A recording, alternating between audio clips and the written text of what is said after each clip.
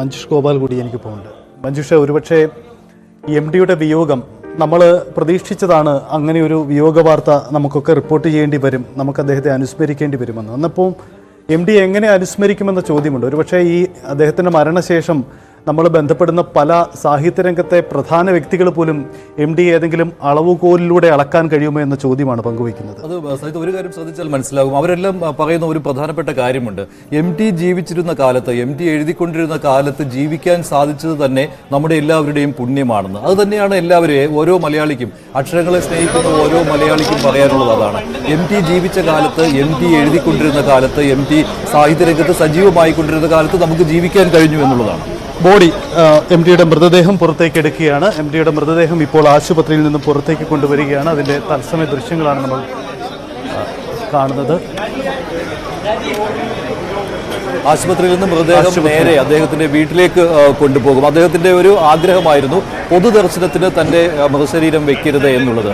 അത് കുടുംബാംഗങ്ങൾ, MD-യുടെ മക്കൾ അത് അക്ഷരം പ്രതി അനുസരിക്കുകയാണ്. പൊതുദർശനം ഉണ്ടാവുകയില്ല.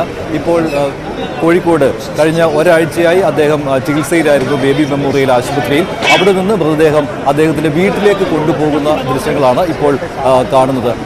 1 മണിക്കൂർ മുൻപാണ് MD വാസുദേവൻ നായർ മലയാളികളെ വിട്ടുപിരിഞ്ഞത്. അദ്ദേഹത്തിന്റെ ലക്ഷക്കണക്കിന് ആരാധക വൃന്ദങ്ങളെ ഒറ്റപ്പെടുത്തിക്കൊണ്ട് അദ്ദേഹം യാത്രയാവുകയാണ്. MD വാസുദേവൻ നായർ അദ്ദേഹം മലയാളിക്ക് എത്രമാത്രം പ്രിയങ്കരനാണ് എന്നുള്ള കാര്യം കഴിഞ്ഞ ഒരാഴ്ച അത് ആശുപത്രിയിൽ അദ്ദേഹം ചികിത്സയിലിരുന്ന സമയത്തെ പ്രാർത്ഥനകളിൽ നിന്ന് വ്യക്തമായിരുന്നു. അദ്ദേഹത്തെ കാണാൻ അദ്ദേഹത്തിനോടൊപ്പം പ്രവർത്തിച്ചവർ, അദ്ദേഹത്തിൻ്റെ ആരാധക വൃന്ദങ്ങൾ അവർ ഒഴുകുകയായിരുന്നു ആശുപത്രിയിലേക്ക്. എന്തായാലും അദ്ദേഹത്തിൻ്റെ മൃതദേഹം ഇപ്പോൾ വീട്ടിലേക്ക് കൊണ്ടുപോകുന്ന കാഴ്ചയാണ്. നാളെ ഉച്ചയ്ക്ക് ശേഷമായിരിക്കും അദ്ദേഹത്തിൻ്റെ മൃതദേഹം സംസ്കരിക്കുക. പൊതുദർശനം ഉണ്ടാവുകയില്ല, അത് അദ്ദേഹം നേരത്തെ തന്നെ പറഞ്ഞിരുന്ന കാര്യമാണ്. അതനുസരിച്ച് കൊണ്ട് തന്നെയാണ് ഇപ്പോൾ അത് കാര്യങ്ങൾ മുന്നോട്ട് പോവുക. അദ്ദേഹത്തിൻ്റെ സംസ്കാര ചടങ്ങുകൾ നാളെയായിരിക്കും. കോഴിക്കോട് മാവൂർ റോഡ് ശ്മശാനത്തിലായിരിക്കും സംസ്കാര ചടങ്ങുകൾ നടക്കുക. അദ്ദേഹത്തിൻ്റെ മൃതദേഹം വീട്ടിലേക്ക് കൊണ്ടുപോകുന്നു. കോഴിക്കോട്ടെ സിതാര എന്ന അദ്ദേഹത്തിൻ്റെ വീട്ടിലേക്കാണ് മൃതദേഹം കൊണ്ടുപോകുന്നത്.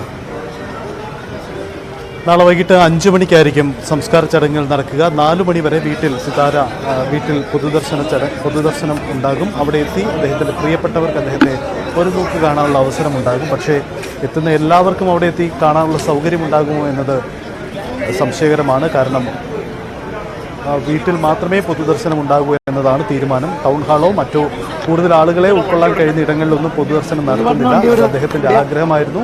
അത് കുടുംബം അതേപടി പാലിക്കുന്നു. അതുകൊണ്ടാണ് ആ തരത്തിൽ ക്രമീകരണം നടത്തിയിരിക്കുന്നത്. നാളെ വൈകിട്ട് 5 മണിക്ക് മാവൂർ റോഡ് ശ്മശാനത്തിലായിരിക്കും പൊതുദർശന ചടങ്ങുകൾ സംസ്കാര ചടങ്ങുകൾ നടക്കുക. ഇപ്പോൾ മൃതദേഹം വീട്ടിലേക്ക് കൊണ്ടുപോവുകയാണ്. ആംബുലൻസിൽ കയറ്റുന്നതിന് വേണ്ടി മാറ്റുകയാണ്. ബേബി മെമ്മോറിയൽ ആശുപത്രിയിൽ നിന്നും ഇപ്പോൾ മൃതദേഹം വീട്ടിലേക്ക് കൊണ്ടുപോവുകയാണ്. കഴിഞ്ഞ 7 പതിറ്റാണ്ട്